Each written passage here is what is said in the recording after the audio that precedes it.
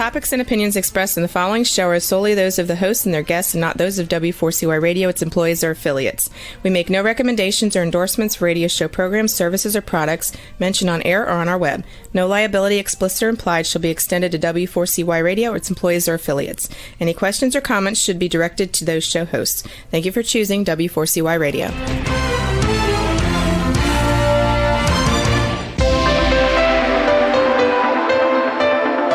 Churchill said, "Those who fail to learn from history are condemned to repeat it." Kevin Hallinan believes that certainly applies to business. Welcome to Winning Business Radio, here at W4CY Radio. That's W4CY.com. And now, your host, Kevin Hallinan.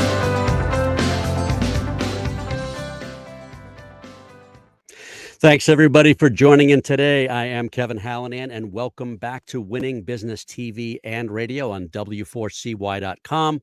We're streaming live on Talk4TV.com, in addition to Facebook. That's at Winning Business Radio, as well as we're available, of course, in podcast after the live show on tons of platforms, YouTube, iHeartRadio, Spotify, Apple, pretty much wherever you listen to your favorite podcasts. Somebody showed me they were listening elsewhere to a site I wasn't even aware of. So it's out there. It's around everywhere you listen. The mission of this show, Winning Business Radio and TV, as regular listeners and viewers know, is to offer insights and advice to help people avoid the mistakes of others, to learn best practices, right? The how-tos, the what-tos, the what-not-tos, to be challenged and certainly to be inspired by the successes of others.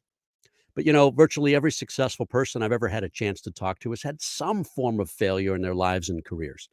So listen, you hear it every week. While we all have to get our knees skinned once in a while, I'm driven to keep those scrapes from needing major surgery.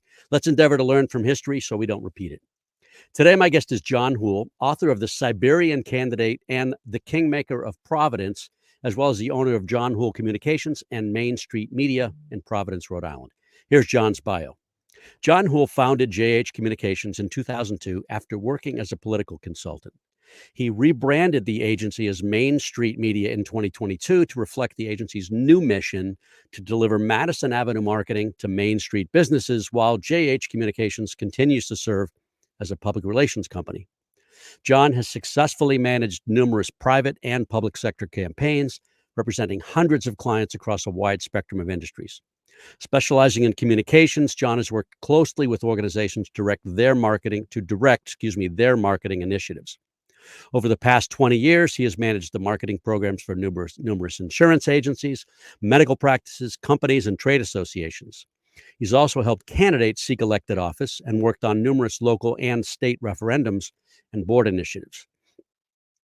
John believes in the importance of giving back to his community. He was chair of the board of directors of the Northern Rhode Island Chamber of Commerce and is a member of the Workforce Partnership of Greater Rhode Island. In 2004 and 2007, Gateway Healthcare awarded John with their Community Leadership Award for providing families and children in need with thousands of holiday gifts. He's also served as chair of the Board Development Committee for the Girl Scouts of Southeastern New England, where he also served 3 terms on their board of directors. A graduate of Boston College in '94, he lives with his wife Susan and children Jenna and Christopher in Cranston, Rhode Island. His first novel, The Kingmakers of Providence, released on March 3rd of last year, and his second novel, The Siberian Candidate, just released on December 5th. John, welcome to Winning Business TV and Radio, and thanks so much for being here. Great. Thank you for having me. I really enjoy it, and I really liked your opening Churchill quote. You like that? So we have something in common. We both like Churchill.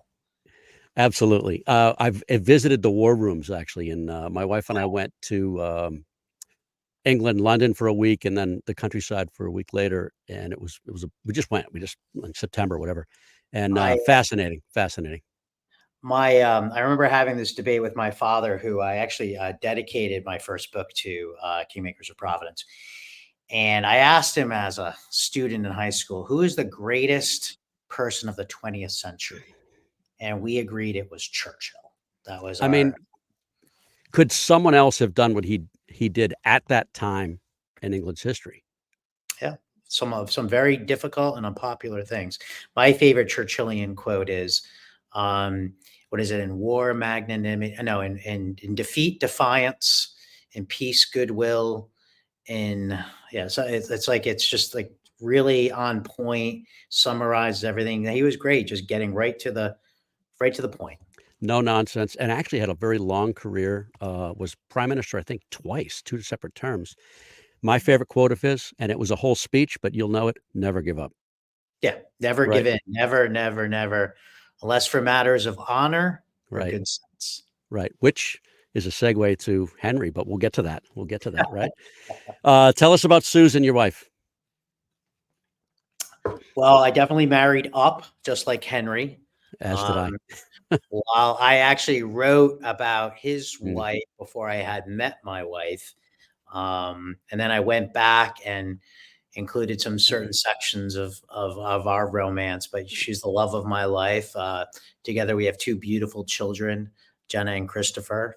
And she's a school teacher, so it's hard nice. for her sometimes to deal with a public relations writing guy that likes to experience life. But she keeps me in check, keeps me grounded, and yeah, I'm very lucky to have her. That's awesome. And tell us a little bit about Jenna and Christopher. Well, Jenna was just in my office, so if we had started a little earlier, you would have met her because she had to go for an interview.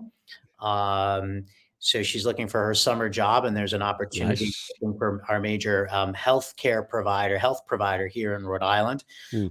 She wants to be a doctor, and she's Oh, studying at LaSalle Academy, doing very well. We're mhm. very excited for her. She's a gymnast. And my son Christopher is my little hockey player. He's 13 and he's in middle school. Nice, nice. That's kinda what we do, right? Why we do what we do. Yeah, Yeah. and one of the benefits I've had and one is did this 10,000 small businesses program with Goldman Sachs. Mm, And I I'm remember one of the familiar. first things they did was they had us put in an envelope, what we wanted to accomplish, what we wanted to give, what we envisioned for our business. And it was all about giving back to my children and Mm, legacy. And you got to remember that, and that's what's really important absolutely. for me, at least. So, let's get some background. Tell us, where you grew up. I grew up in Warwick, Rhode Island, Mhm. so I moved across the state to Cranston. So I moved and everything is relative in Rhode Island. So Right, about right. 5 miles away. I went to Pilgrim High School, and it's great. I go back to the same hockey rink where our championship banner hangs, and the same ice I skated with as a child, I skate on now with my son. So that's That's cool. with Warwick Junior Hockey.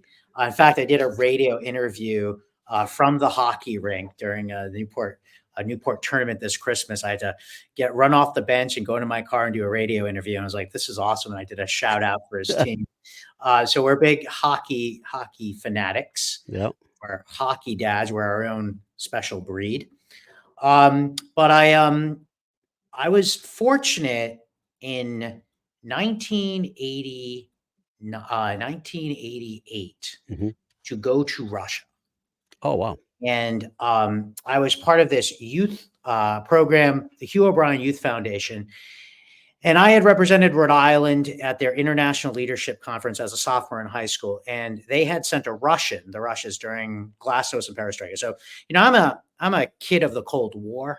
Mhm, So I grew up with, Hunt for Red October and, worrying mhm. about the Russians and Ronald Reagan, the evil empire. So Russia was, just an amazing experience for me in the sense that I had never been out of really New England, just meant gone to Florida, never been out of the United States. My first international experience is going to Russia. They were supposed to be It's this crazy. great empire, and I've soon discovered that was not the case.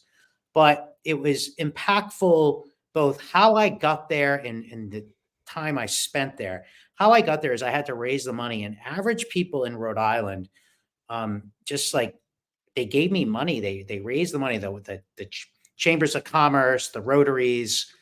In fact, I still speak at the same Warwick Rotary that I've spoken to them 3 times now. Once I was 17 years old trying to raise money, Very and cool. I got to have a chance to go back and speak to them. So that was incredible from the sense that I could see what the community could do for someone. And then two, I was exposed at such a young age to another culture, another way of life, another system. So that has definitely impacted me from the very, throughout my career. I then went off to Boston College. I studied political science. Mm. And I actually started writing in college, because I used to write these, pages on Russian intellectual history and all the types of papers. So I was used to writing, and I was very into like Tom Clancy and those types of books with Sure. Sure. format. Those are great. So I think I started my first piece in college. I didn't finish it like a lot of writers. I just started something. And then I went off and tried to make a living. So with a political science degree, unless you go to law school, you're limited in what you do. I went into doing some local political consulting, working for a local Rhode Islander. I moved back home. Mhm. I started working on political campaigns. I would be a press secretary, or I would work on the direct mail, or I'd write their commercial, or I would coordinate getting their signs. So I grew up kind of in that environment. I mean, you're like 22, somewhere 21, Yeah, I'm like, 22, well, 23. truth be told, the first couple of years out of college, I kind of, like many young Yep. people, tried to figure out my way, want to be a professional ski club president, that kind of thing. After I got that out of my system, I had to move back home Yeah. and needed to work. And I could write, and I had a good education. And so I was able to kind of put that to work in what I studied, which was exciting. A lot of political science majors at the time, didn't actually go into politics. So I'm doing local Rhode Island politics, which is its own special culture. All right. So you need to do this. A lot of our viewers and listeners are outside of New England. Mhm. Share the flavor, because it's very interesting. I'm in Boston. I'm Okay. not anywhere near as you are, but I'm well aware of the type of culture in Rhode Island. So I wasn't aware of it either until I came back. So I come back, I'm from Boston College. I have all this Jesuit idealism instilled Yeah. in me. I'm going Yep. to change the world. I'm going to do great things. And I come back and I get hammered. Okay. Welcome to the real world. The real world in Providence in 1998, before 2000, was the Buddy Cianci era. He Mhm. was at his heyday. And for Yep. those who did not know Buddy was the political figure in Rhode Island politics for about 20 years. Yep. He was a young elected mayor, a anti-corruption crusader who became a young Republican mayor in a Democratic state, was even talked about as a potential VP pick. And then he got into some trouble his wife was having issues, and he ended up assaulting and being convicted of assaulting her lover, and went off, didn't actually do time, but then Not that time. he came back and he had to leave office, and then he had became a radio host, just like you. Mhm. But then he ran again for mayor, and even though he was a convicted felon, he won. I recall. And then he served for, I don't know, like 10 years. And so I came Yeah. back, and he was at the height of his power. And I can remember going into his office with a young state senator that he had procured a good job for. And the senator saying, "Hey, I want to run for office." He's like, "Why do you want to do that? Tell me why." But it was here I am with like the political boss, right? And I can remember him like feeling my back to see if I was wearing a wire. I'm like, what is this? So Really? yeah, the Providence that I came into was like a culture shock. And if if you read The Prince of Providence by Mike Stanton, you can get a real flavor of what it truly was like. And then Crime Town, the podcast series, is fantastic. What I have found is that while the mafia may have moved out, the corruption is like ingrained in our culture, and like new types of special interests have moved in to fill their void. So my book talks about that, but in a fictional way. For example, my mayor is not Italian. He's Irish, and the Irish had a firm place in Rhode Island politics and Providence politics for generations. So I just carried that through, kind of like Mayor Fitzy up in Boston. Like I kind of, Mm-hmm. a lot of my characters are composites.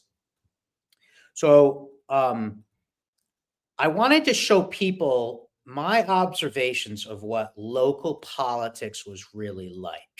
So yes, I've embellished, I've made some characters, but the background and the culture from where I came, it gave me, as one reporter mentioned to me, Providence is like an amusement park for politics because we know everybody's business. And I think that's actually what makes us strong in Rhode Island, that we know everybody.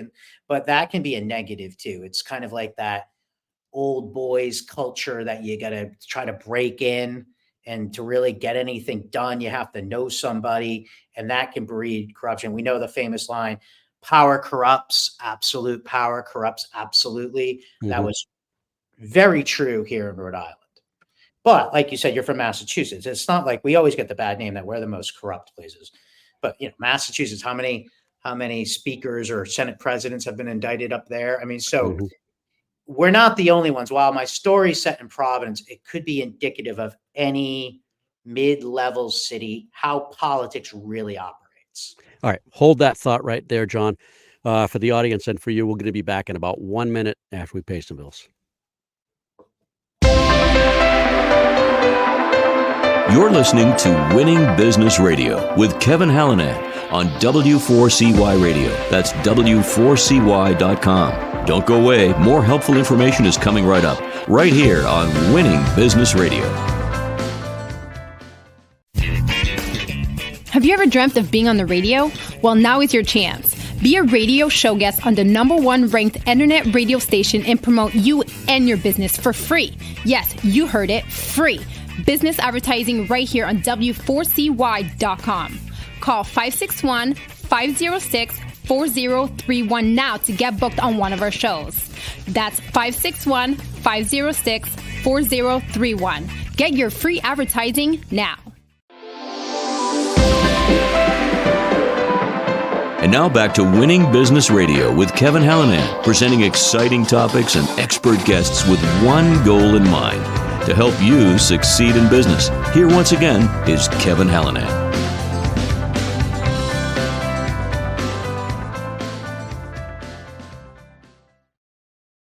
We're back with John Houle, author and business owner.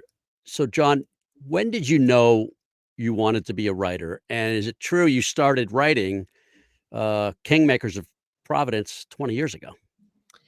Yeah, so I think the answer to that is I've always wanted to be a writer. And I think with being a writer comes a lot of self-doubt. You say, should I be writing? Am I Hemingway, Fitzgerald, who am I, Dan Brown? You look at those famous people and you think of, God, I'm nothing like that, right? So I think you deal with a lot of that self-doubt. So I think I've always wanted to be a writer.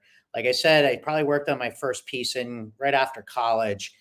I wrote this when I was about 30. I started it right after I worked on the 2002 special election for Providence. And I had one of the candidates, I was their political consultant in a Providence electoral race, Providence mayoral, because Buddy Cianci had gone off to jail. So they had a special election to succeed him. And that's where the story originated. So that was in 2002. I finished it. And after I lost that race, I wasn't this hotshot political consultant anymore. So I did what, anyone would do in my situation. I fled to Prague. I had a friend from college that had been an expatriate over there. He set me up with some of his friends. I spent a few weeks out there. I finished writing. And so I wanted to do that kind of European. I was left bank thing where I was in Paris writing on the Seine. Eating baguettes and drinking coffee. Yeah, eating baguettes and coffee. But then when you run out of money, and you're in a foreign land, it's not so fun. So I came back with my tail between my legs, had to move back in with mom and dad. They were thrilled. My father then has a major heart attack. Ooh. So it was good that I was home because I was able to help out and when he was doing his rehab, so my mother could work. And then that's where I launched my business because I needed actual income. The whole time that I launched JH Communications doing public relations for politicians and small businesses and nonprofits, I always had that bug to write. And I always went back to my work. I did get in 2006 a chapter published in a literary journal called the Northeast Review. So I did get published somewhere, one chapter. And then I just let it sit because I met Susan, my wife. We wanted to have a life together, wanted to have children. So I really focused on building up my business, which was, a good decision. So what happened then? COVID occurs. And, I heard of that. from home, you're wondering, is your business even going to make it? And you're looking for things to do. And like I said, well, let me dust off that old novel. Let me read it one more time and let me do something with it. So, 20 years later, I'm in, almost my late 40s, early 50s. I have a lot more contacts in business than I did when I was starting out. And a gentleman in an industry group, a marketing advertising group of professionals, had published a book on selling, sell with authority. And I asked him how he published, and he put me in touch with his publisher. I went through it with him. I went through about 3 rounds of editing, went through the whole process and really enjoyed the process, from looking at the cover designs and then seeing the feedback from these professional editors and tell me, you should really expand this area more, or they cut back certain areas. And then the big thing is, we really don't like your ending. We think you should cut that last part out and leave it more of as a clip. So I had to go back and write that. So I not only started to learn the process, but then from there, it takes a while with the typesetting and the printing. And I can remember going back and forth with the publisher about, paper costs, because, you're now in like shortages because of COVID. So during that whole long process, I started writing my second book because I was so into it and loved it. So the first book took me 20 years to write, and the second book took me 9 months. I love that. I saw that. Yeah. Little ode to Shakespeare too, no? Yeah. And Henry's last name? Oh, yeah. Spelled a little differently. Henry, yeah. And I almost was going to go back and switch it to the TIO, Mercutio with TIO, but I kept it the way it is. And Henry is for Henry V too. So it's a double Shakespeare. Okay. Yeah. Let's see. Let me go back to the companies for just a second, because I want you to be able to talk about those for a minute, because people might need your help. Tell us about JH Communications and Main Street Media, one being public relations, the other being marketing. So it started out at JH Communications. I literally hung out a shingle, needed a job. My book wasn't going anywhere. And you'll see a lot of writers, first-time writers, they either teaching prep school, or they're a journalist, they're doing something. You don't see breakout writers start writing novels and hit it big. That doesn't happen. Yeah, overnight success 20 years ago. What's over that? 20 years. An overnight success for 20 years. So I literally drove around. In fact, I remember my father offering to buy tires for my car because I was putting so many miles on my car, driving around to try to get business the old-fashioned way. And, I went to all my contacts and I said, hey, I can be your marketing director for hire. I'll coordinate all your marketing. I'll come down to your office and work from your office. And I did that because I didn't have anywhere to go. So I need a place to go. So I go to their office and I'd work from there. And I coordinate everything and coordinate the graphic design. And then I would get, one client, and then I would get referred to another and another and another. And all of a sudden I had a business. And I remember hiring my first employee, and I was so worried that she might think I'm a fraud because she's there to answer the phone. I was like, please, someone, call, because I want to be sure. So that's how it began. And my first break was with this Trusted Choice Insurance Agents. Had an opportunity to pitch them. I worked weeks to do it. I remember working that weekend before, doing the big pitch. And then it's just like Mad Men, where you went and did the big pitch. I got it, and that changed everything. And I still have that client today. Nice. I run a campaign with about 25 to, at the height, about 38 different insurance agents from around the state. They pool their money. Some companies sponsor them. They get some grant money, and we do a $250,000 campaign on TV and radio with all their individual messages. Was able to develop that in New Hampshire and Vermont as well. But Rhode Island and the independent insurance agents of Rhode Island Trusted Choice is what put me on the map as a business. Mm-hmm. From there, I was able to grow with other agents and other insurance companies. Then I started pivoting towards medicine because my brother was a doctor. Mm-hmm. He would introduce me. I did someone's website, and then someone would reach out to me and say, "Oh, my brother had the best medical website." So then I get referred to another time, and go 15 years later, I'm doing work for Brown and their medical programs, Brown Physicians, Brown Dermatology, Brown Urology, their residency programs. And during COVID, while I was home writing, the other thing I was doing was going to the hospital during COVID to video all their residency programs, because the residents couldn't come to the hospital to see what a great program Brown was. We had to bring the experience of Brown to them. So we did it through video. And then that has continued today. So we've pivoted to really use video like you're doing here in podcasts for people to tell their own stories directly without even sometimes having to go through the media, but going direct. And so that's a lot of what we do today. A lot of video, social media, web development, video production. And that certainly has helped me with my book. I don't know how these writers do it. I have a whole staff that does my website, does video for me, social media. These people have to do it all their own. It's tough. I have someone scheduling my appearances and helping me out with that. It's hard because being a writer is almost like your own startup business. And that's been really rewarding for me to get to see that again, what it's like. But I'm sure it's a passion. I have no doubt that it's a passion, but it could also be a lucrative future, right? There's a possibility. I don't know how big this is. We all have that aspirations, I'm sure. But I loved, by the way, the shout out to Spencer for Hire in one of in your press kit. Big Boston. Spencer fan. I read all those books as a kid. Yeah, they were good.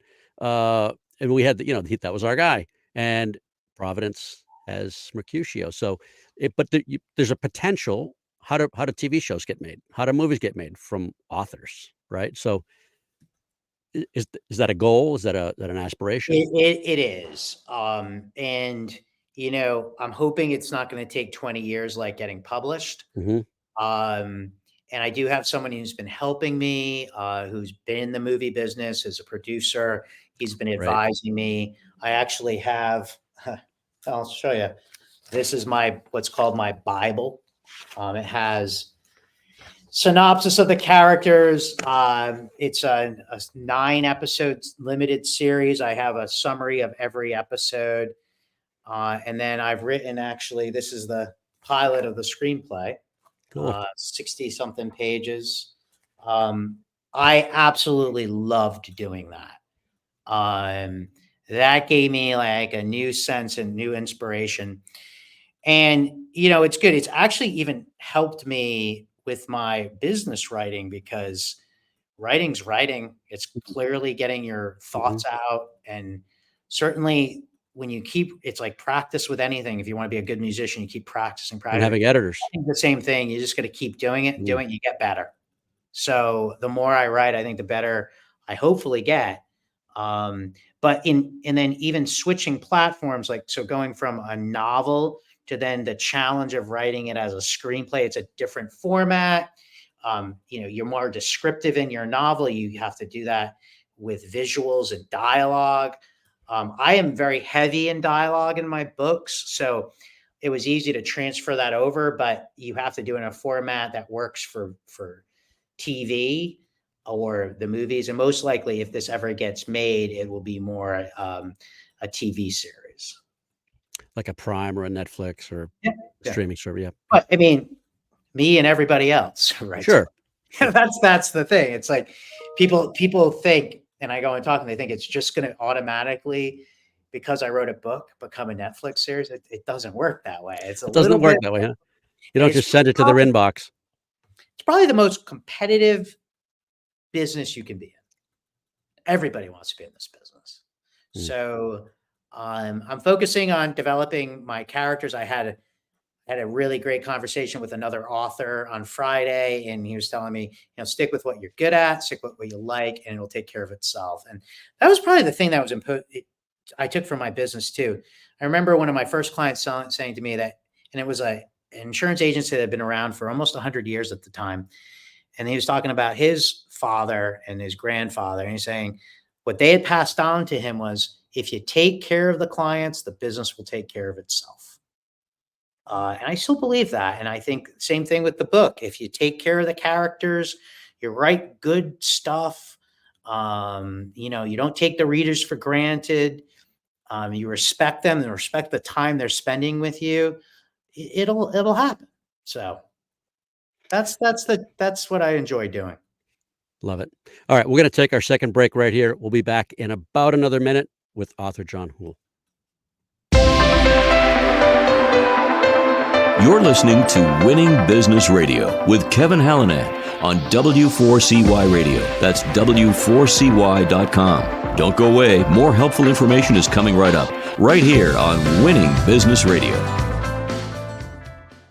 The YP.com website is your local search engine. If you're looking for a good restaurant, it can help you find the right one nearby with ratings and reviews. Or if your car breaks down, you can use the YP app to find the closest repair shop. Or maybe you're just looking for something to do on a Friday night. Well, it has great local coupons for all sorts of things in your area. No matter what, when, or where, if you're looking for something, YP Local Search can help you find it. So go to YP.com or download the app to search local, find local, and save local. And now back to Winning Business Radio with Kevin Hallinan, presenting exciting topics and expert guests with one goal in mind: to help you succeed in business. Here once again is Kevin Hallinan.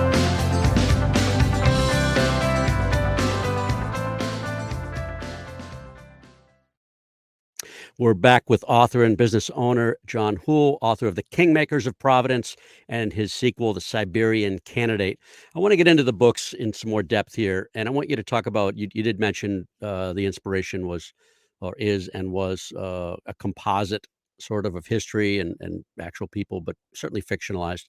And I'd like to read this for the audience. The Kingmakers of Providence is a tour de force in 5 acts through campaign craft and all-out political war, a fast-paced novel for our time that unites the Machiavellian with the Shakespearean to answer one looming question: when you only play to win, how do you keep from becoming your worst enemy? I love that. I don't know if you wrote that or somebody else did. I actually did not write that. They don't let you write your summary, your back covers because they think you'll give away too much. Seriously. But walk us through, introduce us to Henry and walk us through don't give away too much, of course, because we want people to buy the book. But so I didn't start out to write a Henry series, but that's what it's become. So everything revolves around Henry, and it's like a coming of age kind of, it starts off, and I can give this away. The opening line is, "I'm not burdened by personal conviction." That was a joke we would say when I was a young political consultant. And the idea is, hey, I'm not really burdened by the truth. I'll do whatever, right? So that sets the tone. And he's at a funeral, and it's the funeral of a big political boss, and all the politicians are there. So I try to paint the picture of, this is what Providence politics is like. It's not, if people are showing up for the funeral, they don't really care about the guy, but they need to be seen. Mm-hmm. And then I try to, we all go nostalgic for what I think are the bygone areas that, I talk about, the good old days in politics, but the reality is they weren't good old days. They might have been worse, where political patronage got you things, but that was to show the culture. So then what happens is there's someone brave that decides to stand up for the mayor and expose his racketeering ring. And he's just a small building developer who's pissed off that his building got left out of a opportunity enterprise zone. And so, but in order to get into that zone, you got to pay $5,000. And so he decides, he wears a wire and exposes the former chief of staff of the mayor. That actually happened in real life. I made it my own kind of story, but that happened. And the difference between what really happened and then in my book is the mayor happens to be on a cultural exchange in Ireland.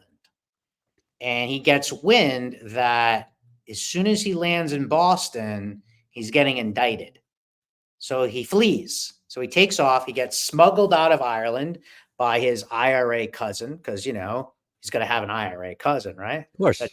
In the drug trade, and can smuggle him. Played by Willem Dafoe or somebody like that. Yeah, exactly. And so, you know, and I have this scene where he's like, you know, crossing the Irish Sea, going to England, and then he's smuggled into Birmingham, where apparently there are a lot of mix, I say, and then he takes the Channel over to Paris, and then he makes his way to Prague, right? And he hooks up with a Lithuanian prostitute who he figures that they'll be looking for a single guy, but not like an old paramour with a young woman. So he figures that would be better for his disguise. And their racketeering ring, the mayor and the chief of staff, has netted them millions of dollars, and they've stashed some of it in some Swiss bank accounts and in the Caymans. So he's got plenty of dough to live it up in Prague. Meanwhile, the office is declared vacant, and our young Henry, who lost the governor's race a couple of years ago, gets recruited by his law firm to run the mayoral, because he's working for the former congressman that had run for governor and lost. So now this Congressman McNally is in a big prestigious Providence law firm, kind of a rainmaker. And so they say, hey, we want our chance to get the mayor in the office so that our clients will be represented. We'll get access to all the treasure trove of contracts. So what happens, and I won't give it away, is Henry finds himself in a very precarious situation with a young lady on one of the political event nights, and makes a poor decision, but doesn't go all the way in making a really bad decision. Mm-hmm. But then he is extorted to throw the race. And the question is, would you trade everything you believe in to protect yourself? Because for the first time, Henry's found his candidate.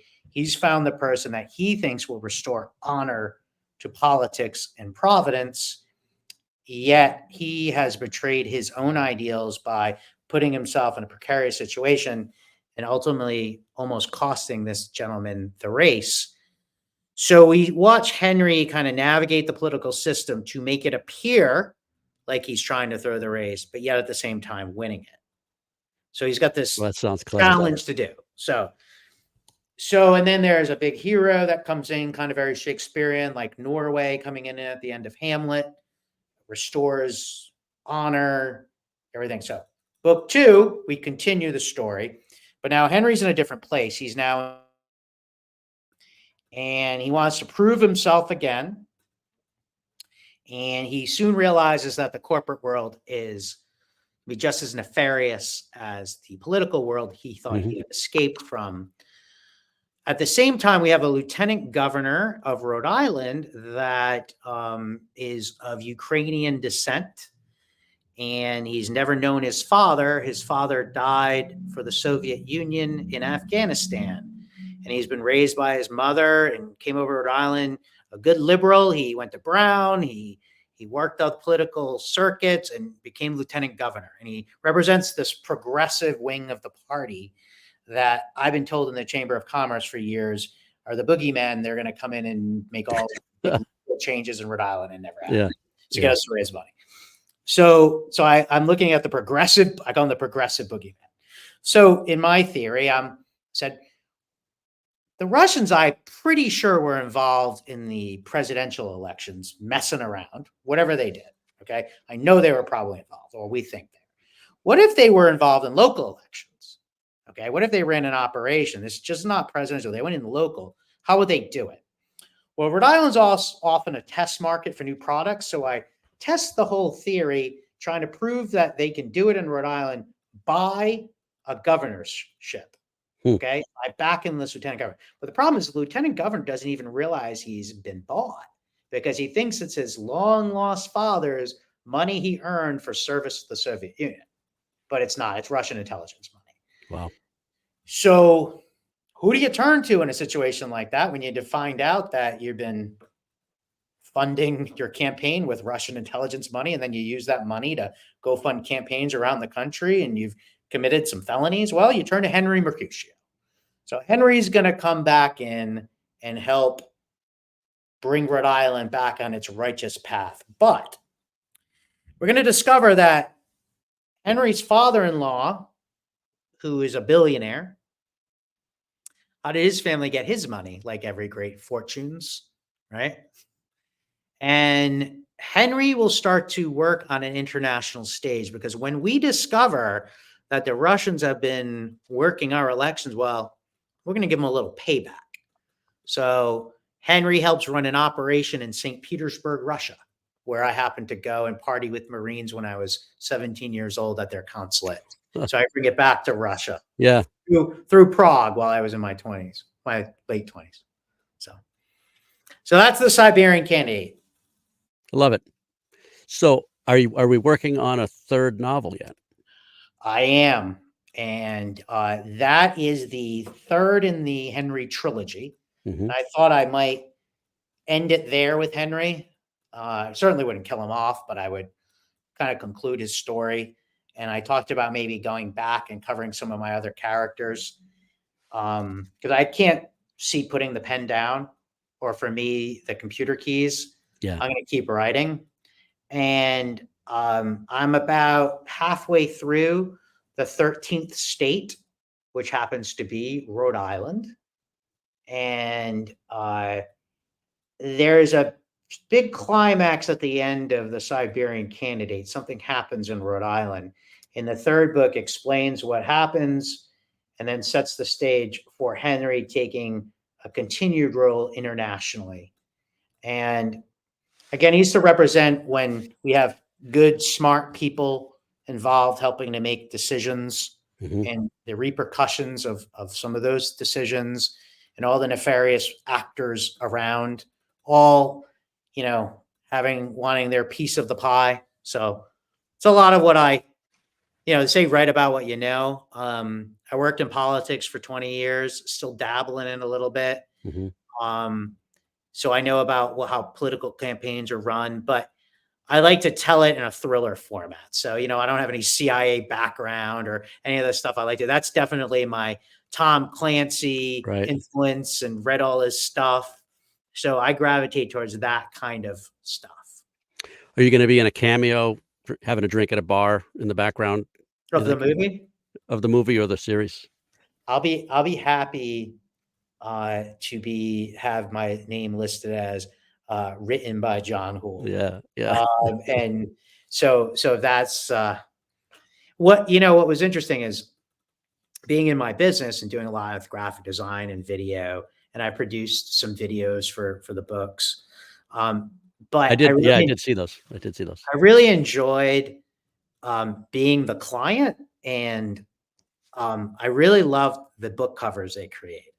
So I certainly leave that to the professionals. Mm-hmm. So I certainly wouldn't interfere if this ever gets into a movie or a series. Let them have at it. And certainly, if they would like my input and want my involvement, I would certainly want to do that. But I also like being the writer. That's really cool. Well, it sounds like fun to be where you are, and the books sound fun as well. What would your advice be to newer authors who are maybe dabbling, maybe trying to start? Don't worry about the money. I mean, you're going to have another job. Right. I don't know anybody. I don't know any writer that, unless they're independently wealthy or someone finances them, but this isn't back in Machiavelli's day where you could get like the patrons to finance your art or writing. So you're going to probably have to have a job. And I know so many writers and there's so many famous writers. Like I write at 4 a.m. or sometimes on the weekend. I write before work, or I write at lunch sometimes. Never to interfere with my regular job, because that's what pays the bills. There's famous authors that, are writing while they're limousine drivers, and they're writing, or cab drivers, and they're jotting down work and coming back. I guess love the process, love the writing. That's the fun, enjoyable part. Tell your stories, develop your characters, respect your readers, and let the rest just happen. Of course, if you do become a published author, there's a whole other job you have to do. You got to go out and be a promoter. Mhm. and you have to promote your books. That's the other side of it. I don't know if a lot of writers understand that, there aren't big machines behind you. Big publishing houses, aren't paying for publicists and booking unless your name's Dan Brown and all these and David Baldacci. That doesn't happen to writers like John Houle. You got to do it yourself. So you Don't get forget out. Richard Castle was very successful too. Yeah. Yeah. Yep. So I got a kick out of that's that one. that's the secret.